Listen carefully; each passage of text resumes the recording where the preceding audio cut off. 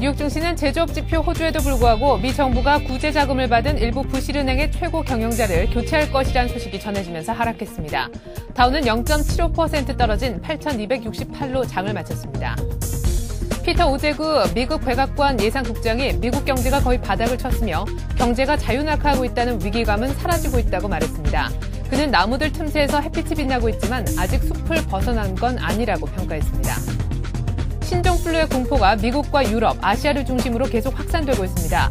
영국과 일본에서 2차 감염자가 급속히 증가한 가운데 중국 베이징에서는 첫 감염자가 확인됐으며 터키와 인도에서도 감염 사례가 속속 확인되고 있습니다.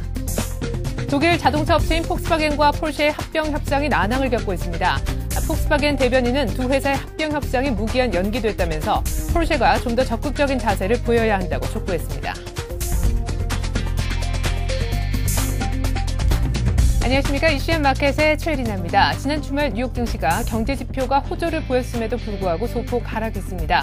주요 지수들이 0.5 내지 1.1% 정도 하락률을 보였는데요. 부실은행 경영진 교체설이 나오면서 은행주가 급락을 주도했고요. 보험주도 덩달아 내렸습니다. 이로써 뉴욕 증시는 주간 단위로 약세로 돌아서게 됐는데요. 보다 자세한 글로벌 증시는 대우증권 허재환 연구원과 함께 정리해보도록 하겠습니다. 안녕하십니까? 네, 안녕하십니까? 네, 지난 주말 뉴욕 증시가 소폭 하락을 했더라고요. 은행주가 특별히 약세를 보였는데 이유가 뭐였는지요? 약간 뉴스에서 언급되었듯이 이제 그 연방은행의 예금보험공사가 이제 스트레스 테스트 이후에 이 은행들의 CEO 교체를 시사하는 이제 언급을 했었습니다.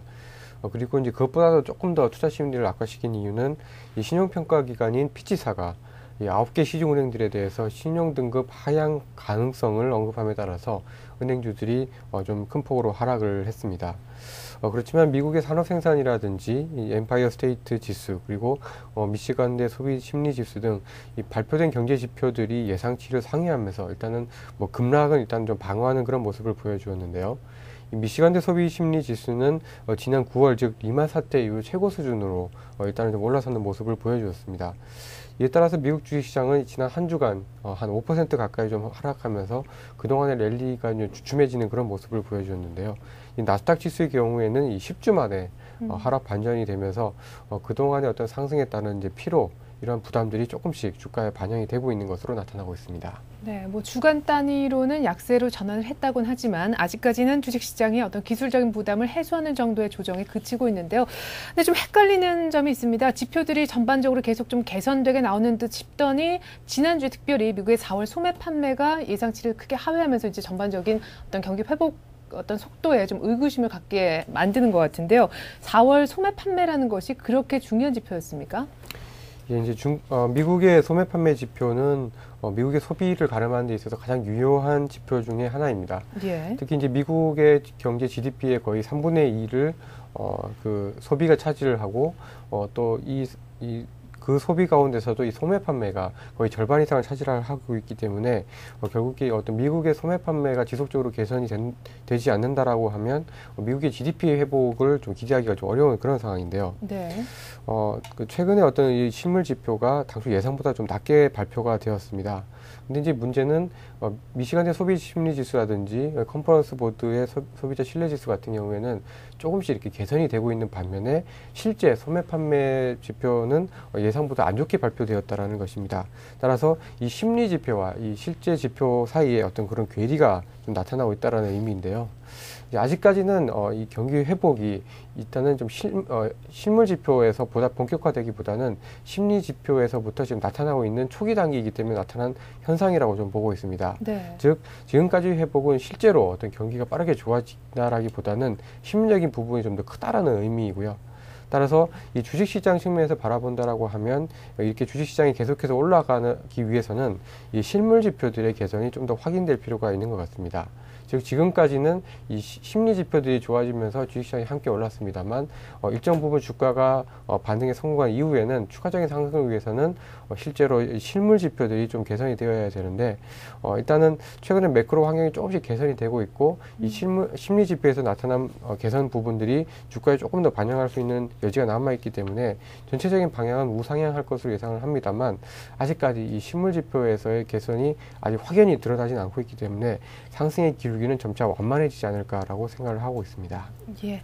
아직까지 좀 초기 단계라 심리 지표만이 개선되고 아직 실물 지표는 회복이 조금 지연되고 있는 상태인 것 같습니다. 자, 한편 지난주 유럽 주식 시장은 조정을 보였었죠. 지난 주말에 특별히 발표가 됐던 독일의 GDP 성장률 같은 경우에는 통일 이후에 최악을 기록했다고 하는데요. 이것이 향후 유럽 주식 시장에 어떤 영향을 미칠까요? 일단은 유럽 주식시장 같은 경우에는 좀 그 선진국, 주요 선진국, 미국, 일본, 유럽 이 세 지역 가운데서 가장 좀 그 경기 회복이 좀 더딘 그런 것을 상징적으로 반영한다라고 보고 있고요. 예. 결국에 주식시장의 어떤 회복에 있어서도 좀 부정적으로 좀 작용할 가능성이 높다라고 판단을 하고 있습니다. 사실 유럽에서 독일은 특히 금융 리스크 측면에서 있어서 이제 가장 건전한 나라들 중에 하나였는데요. 이번 위기가 확산되는 과정에서 오히려 이 대외 수요, 즉 이 수출에 의한 성장이 크게 망가지면서 그 독일의 경기가 상당히 좀 많이 안 좋아졌습니다. 특히 독일 같은 경우에는 유로존 내 역내 어떤 수출 비중이 크기 때문에 이 동유럽 위기 그리고 유럽 자체의 어떤 위기에 대해서 영향을 많이 받게 되었습니다. 물론 이제 최근에 그 독일에서 발표된 PMI 지수라든지 기업들의 심리를 나타내는 IFO 지수라든지 이런 심리 지표들은 미국과 마찬가지로 개선이 되고 있는 상황입니다만 이 동유럽 국가들의 무역 수지가 이제 빠르게 줄어들면서 전체적으로 이 유럽 국가들, 특히 서유럽 국가들에 대한 제품 수요가 줄어들고 있다라는 측면에서 보면 이 독일이 나름대로 좀 빠르게 회복을 보이기는 상당히 좀 어려운 상황이다라고 좀 판단을 하고 있고요. 미국이나 여타 유로존 국가들보다는 이 독일은 한 1에서 2분기 정도 후행해서 회복을 보일 가능성이 높고 이에 따라서 전체적인 유럽 주식시장의 어떤 상승 강도는 상당히 좀 더디게 진행이 될 가능성이 높다라고 판단을 하고 있습니다. 네, 그렇지 않아도 지난 주말에 유럽 증시는 혼조세를 보였는데요. 사실상 미국의 경기 지표 호전 소식이 없었더라면 또 크게 하락할 수도 있었던 부분이 아닌가 싶습니다. 자, 한편 지난주 아시아 증시도 역시 유럽과 마찬가지로 조정세를 보였었죠. 그 가운데 인도의 주가는 상당히 강했는데 선거도 끝나지 않았습니까? 왜 강했는지 일단 이유와 함께 앞으로도 이런 상승세가 이어질 것인지도 함께 분석해 주시죠. 예, 인도는 좀 이번 선거를 통해서 여러 가지 정치적인 이제 불확실성이 조금 해소가 될 것으로 기대가 되고 있고요. 예. 따라서 상대적으로 좀 강세를 보일 가능성이 좀 높다라고 판단을 하고 있습니다. 사실 이 선거 이전에 인도는 굉장히 정치적으로 굉장히 혼탁한 상황이었습니다. 문바이 테러 사건뿐만 아니라 이 선거를 둘러싸고 열차 납치라든지 또 이 폭탄 테러라든지 이런 것들 때문에 상당히 좀 어수선한 그런 분위기였습니다. 근데 실제로 이제 토요일 그저께 이제 그 한 달여 동안 진행된 선거 결과가 발표가 됐는데요. 네. 결과적으로 이 여당이 출구조사 결과에 비해서 훨씬 더 선전한 그런 모습을 보여주었습니다. 이 여당은 이제 하원의 어떤 과반수인 272석에는 못 미쳤지만 2004년 총선, 5년 전 총선 당시에 비해서는 훨씬 많은 자석수인 255석을 확보를 했습니다. 그래서 이 때문에 이제 인도는 전국 안정을 위한 기반을 마련을 했다라고 좀 볼 수가 있는데요. 특히 여당 같은 경우에는 이제 경제 개혁 그리고 재정 지출을 통한 경기 부양 체계에 초점을 맞추고 있는 만큼 하반기 인도 경제는 이 상반기보다는 조금 더 빠르게 바닥을 탈피할 가능성이 높다라고 판단을 하고 있습니다. 인도의 주식시장 같은 경우에는 전까지만 하더라도 PER이라든지 PBR과 같은 밸류에이션 지표들이 다른 국가들보다 훨씬 높아서 상당히 좀 고평가되었다라는 인식들이 굉장히 많았었는데요. 최근에는 주가 조정과 함께 이러한 이 고평가에 대한 우려가 상당히 많이 완화가 되었습니다. 그리고 아직까지 인도 시장의 어떤 PER이라든지 PBR 같은 밸류에이션 지표들이 역사적인 평균보다도 아직 낮은 상황이기 때문에 네. 주가의 과거에 비해서 주가 고평가에 대한 우려도 상당히 좀 적은 편입니다. 따라서 인도 주식시장은 단기적으로 이 정치적인 안정에 대한 기대 그리고 역사적인 평균보다 낮은 밸류에이션 측면에서 매력을 보이면서 상대적으로 조금 더 강세를 보일 가능성이 높다라고 판단을 하고 있습니다. 예, 잘 알겠습니다. 자, 이렇게 해서 뉴욕, 유럽 거쳐 아시아 증시까지 한번 정리를 해봤습니다. 오늘은 또 5월 셋째 주를 여는 첫 거래일인데요. 이번 주에 주목해 볼 만한 변수 있으면 챙겨주시죠. 예, 이번 주는 사실 좀 이렇게 경제 일정이 이렇게 많지는 않은 그런 좀 주입니다. 네. 이렇게 보시면 이제 쭉 지표들이 좀 나오고 있는데요. 이 중에서 좀 주목할 만한 지표들은 이제 19일 날 화요일 날 발표될 미국의 신규 주택 착공과 이 건축 허가 면적 지표입니다. 미국의 이제 부동산 경기 동향을 나타내는 지표인데요. 최근 들어서 미국의 어떤 부동산 가격 지표가 조금은 이제 추가적인 악화가 좀 진행이 되고 있는 그런 상황인데요. 보다 부동산 경기가 본격적으로 회복된다는 것을 알 수 있는 지표로서 이 신규 주택 착공과 이 건축 허가 면적이 상당히 좀 중요한 영향을 미칠 수 있을 것 같습니다. 이 지표들이 사실상 조금 더 빠르게 예상보다 빠르게 개선이 된다라고 본다라고 하면 미국의 부동산 경기가 거의 바닥을 치고 조금 회복적으로 돌아서고 있다라는 것을 확인할 수 있는 그런 지표가 될 수가 있을 것 같고요. 아무래도 지난달보다는 이번 달에 발표될 지표들이 조금 더 개선되는 쪽으로 발표될 것으로 예상이 되고 있는 상황입니다. 다음으로 좀 주목해 볼 만한 일정들은 20일 날 있을 이 가이스너 재무장관의 TARP와 관련된 이제 증언인데요. 예. 계속해서 지금 논란이 되고 있는 부분들, 은행들이 최악의 상황을 좀 벗어나고는 있습니다만 TARP, 이 정부가 얼마만큼 이 금융기관들을 지원해주고 이 회사채라든지 이런 채권들을 사줄 것인가에 대해서 여전히 좀 의문과 좀 논란들이 많은 상황인데요. 이런 부분에 대한 이 불확실성을 좀 해소할지 여부에 대해서 좀 관심이 모아지고요. 이 언급에 따라서 금융주들이 또 한 번 방향성이 좀 결정될 것으로 예상을 하고 있습니다. 그 밖에 이제 유로존의 PMI 지표, 그다음에 영국의 1분기 GDP 성장률이 이번 주 후반에 예정이 되어 있는데요. 최근에 이제 유럽 경기가 조금은 좀 나아지고 있는 상황인데 여전히 미국이라든지 일본에 비해서는 여전히 좀 불안한 모습들을 보여주고 있어서 이 유럽 경기에 대한 어떤 그런 이 경기에 대한 이 채용기 역할을 이번 주에 발표될 유로존의 PMI와 영국의 GDP 성장률이 보여줄 것으로 예상을 하고 있습니다. 네, 부실은행 경영진 교체설도 있었고요. 또 피치의 신용등급 하향 조정 가능성을 시사하는 부분도 있었는데 또 이번 주에는 가이트너가 TARP 관련해서 증언을 하게 되면 금융주 중심으로 또 한 번 출렁거릴 것 같습니다. 금융주 흐름 잘 챙기셔야 될 것 같네요. 자, 이렇게 해서 글로벌 증시 정리해봤습니다. 대우증권 허재환 연구원이었습니다. 고맙습니다.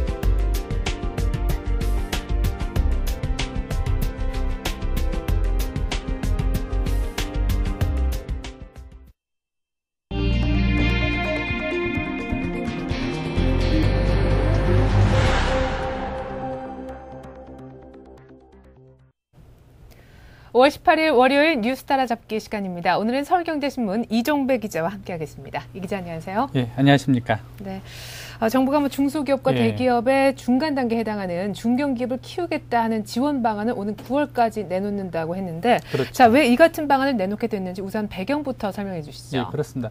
우선 그 지적하신 대로요. 그 정부가 이제 중견기업 지원 방안을 오늘 9월까지 마련할 계획인데요. 정부가 이제 그 중소기업 외 그 중견기업을 지원한 데는요. 그 중소기업들이 현실에 안주하지 말고 그 대기업 울타리로 그 적극 넘어갈 수 있도록 그 토대를 마련하는 데 있습니다. 예. 그 현재 그 기업 지원 방안을 보면요. 기업을 크게 대기업과 중소기업으로 나누고 있거든요. 그리고 그 중소기업에는 또 많은 혜택을 주고 있습니다. 문제는 여기서 발생하는데요. 그 중소기업들이 규모가 커지면은 그 법률상 정한 중소기업 요건을 벗어나게 되거든요. 네. 그렇게 되면 이제 그 대기업으로 성장을 해야 되는데 그 혜택 때문에 혜택이 사라질까 두려워가지고 회사를 쪼개거나 분할하면서 계속 중소기업에 남아쓰는 현상이 나타나고 있거든요. 네. 그 실제 그 중소기업과 대기업 추이를 보면요.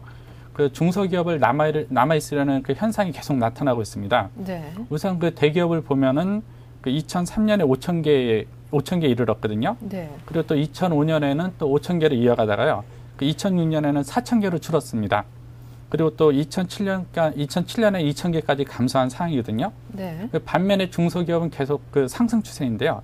그 2003년에 그 293만 5,000개에서 시작됐고요. 또 2005년에는 다소 줄었으나 2006년에는 그 293만 6,000개로 늘었습니다. 또 그 2007년에는 297만 4,000개로 늘어나고 있거든요. 네.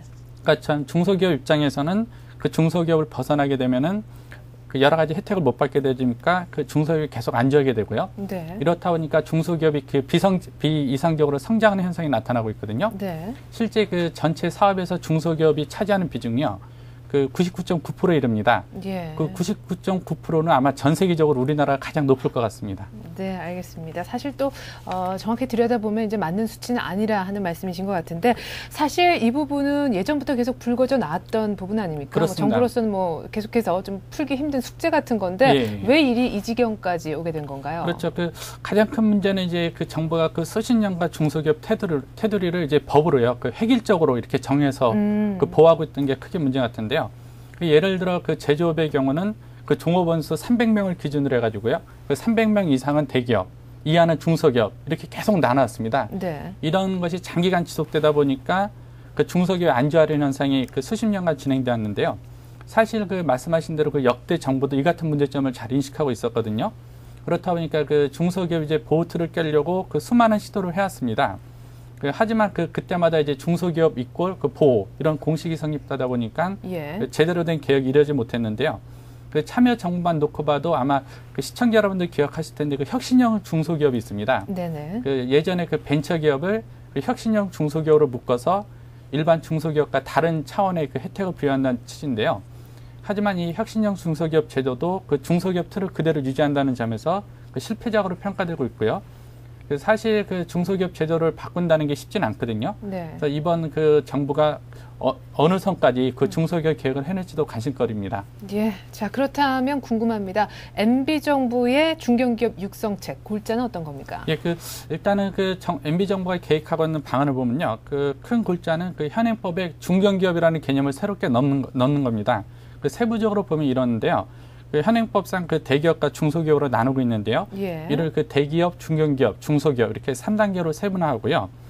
이를 위해 그 중견기업 그 특별법을 제정을 한다는 게 골자이고요. 네. 또 이게 중견기업 특별법 제정을 통해서 중견기업 개념을 정리하고요.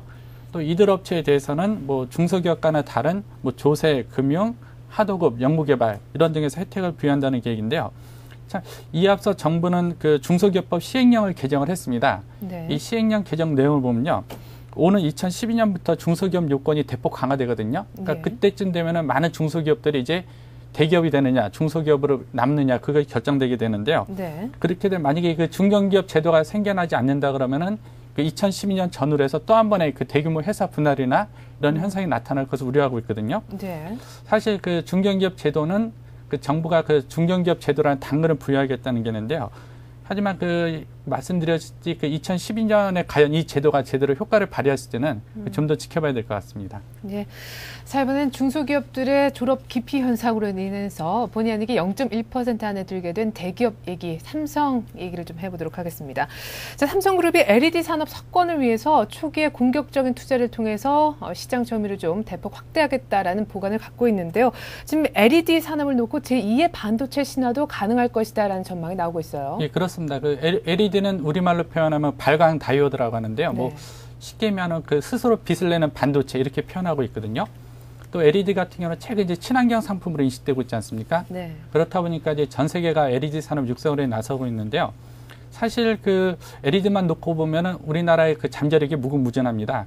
그 단적인 예로 그 LED TV를 소재로 한 LED TV 같은 경우는요. 그 일본의 그 소니도 만들지 못하고 있거든요. 반면 우리나라 업체 같은 경우는 그 제품 대량 생산에 들어간 상태고요. 그 과거 이제 그 한국이 메모리 반도체 투자로 이 분야 세계 그 강국이 되지 않았습니까? 네. 이렇다 보니까 그 LED가 제2의 반도체 신화를 쓸 가능성이 높다는 의견이 많습니다. 네. 자, 그렇다면 삼성그룹의 LED 사업 구상은 뭐고 또 전략은 어떤 것인지 궁금한데 최근에 삼성 LED 합작 설립도 세워지지 않았습니까? 예, 그렇습니다. 일단은 그 삼성그룹의 그 LED 사업 구상 및 전략을 보면요. 아까 지적하신 대로 첫 단계는 그 삼성전자하고 삼성전기 합작법인을 통해서요. 그 삼성 LED를 설립한 게 첫 번째 있을 것 같고요. 네. 이런 가운데 그 삼성이 최근 이제 그 LED 그 투자 방식을 정했는데요.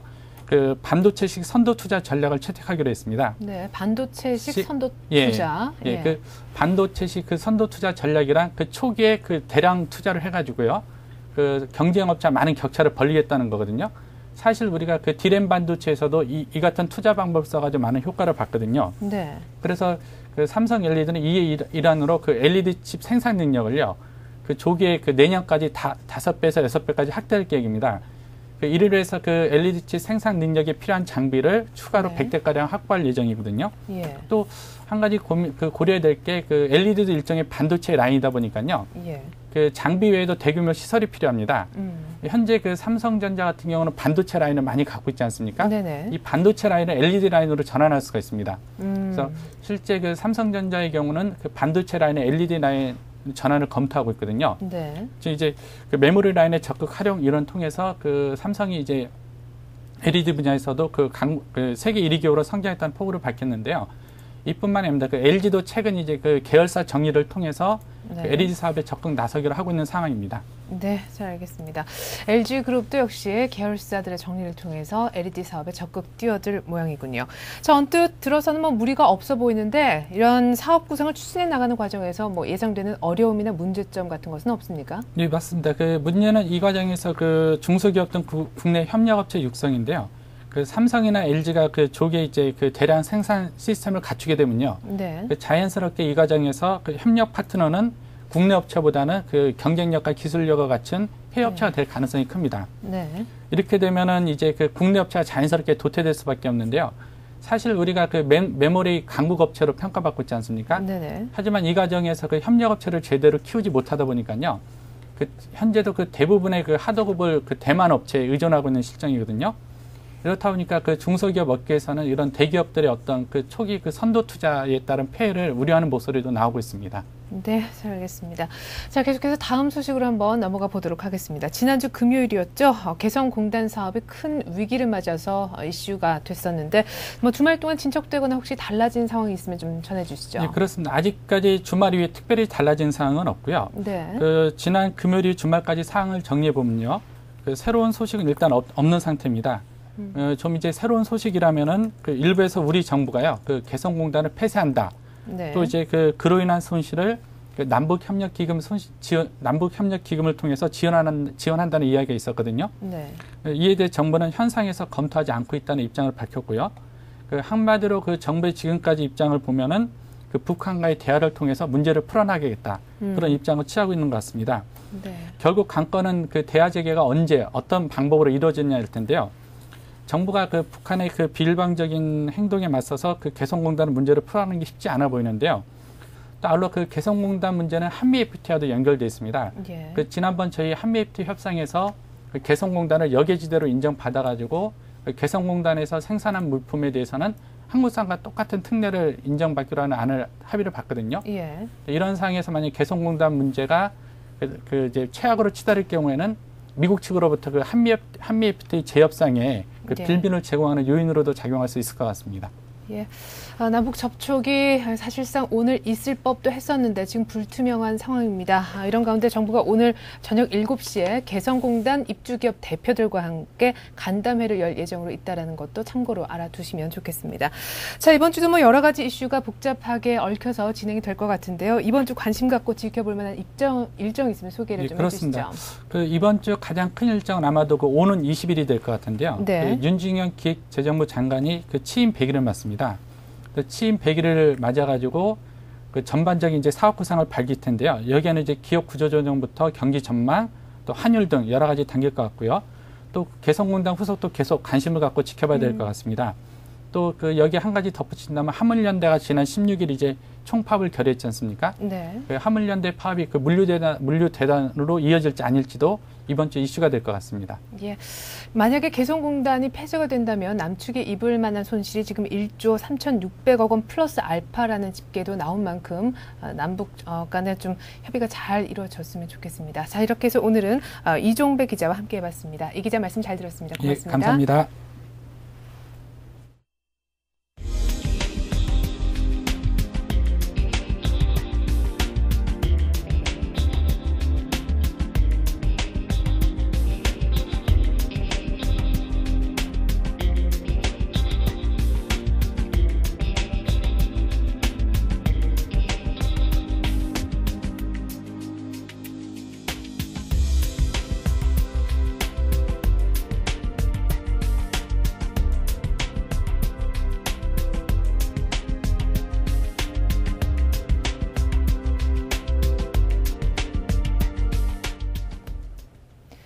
네, 지난 주말 뉴욕 증시는 소폭 하락을 했습니다. 은행주가 특별히 부진한 가운데 주요 지수들이 0.5 내지 1.1%의 하락률을 보였는데요. 유럽 증시는 혼조세를 기록했습니다. 미국의 경기 지표 호전 소식이 있었기 때문에 그나마 혼조세를 보일 수 있었는데 유로존 16개 국가들의 GDP 성장률이 좋지 못했습니다. 한편 국제유가는 4% 급락을 했었는데요. 추가 랠리를 위해서는 경기가 더 나빠지지 않고 있다라는 말 대신 실제로 좋아지고 있다라는 시그널이 확실히 보여져야 할 때가 아닌가 싶습니다. 때문에 이번 주 역시 뉴욕 증시 경제 지표라든가 혹은 실적이 방향타가 될 것 같습니다. 저는 1시간 뒤 출발 센 증시로 다시 인사드리겠습니다. 고맙습니다.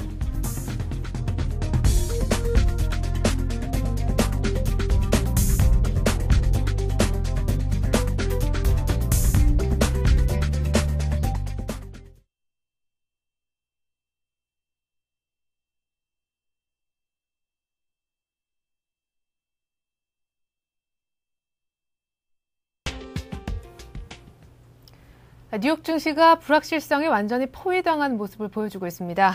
스트레스 테스트 결과도 또 크레슬러와 GM의 생존 여부까지 모두 확정짓지 못하고 있는데요. 이런 와중에 돼지 인플루엔자 확산 우려마저 겹치면서 어제 뉴욕 증시는 뒷심 부족의 막판에 하락하며 다우가 0.1% 떨어진 8,016으로 마감이 됐습니다.